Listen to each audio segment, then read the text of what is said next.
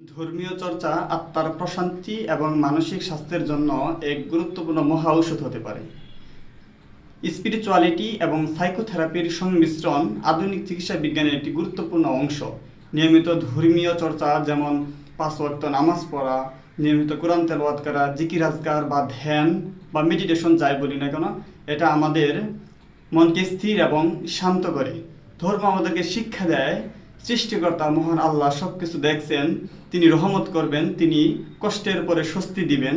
এই বিশ্বাস আমাদের মধ্য থেকে হতাশা, আমাদের মধ্য থেকে নেতিবাচক চিন্তা ভাবনা, জীবনের প্রতি নেগেটিভ যে দৃষ্টিভঙ্গি সেটা দূর করে দেয়। গবেষণায় দেখা গেছে যারা নিয়মিত ধর্মীয় চর্চা করে তাদের মধ্যে স্ট্রেস বা ডিপ্রেশনের মাত্রা কম এবং তাদের মধ্যে আত্মহত্যার প্রবণতাও অনেকাংশ কমে আসে। তাই আসুন নিজের এবং পরিবারের সবার মানসিক সুস্থতার জন্য নিয়মিত ধর্মীয় চর্চা করি, ইহকাল এবং পরকালে সফলতা অর্জন করি।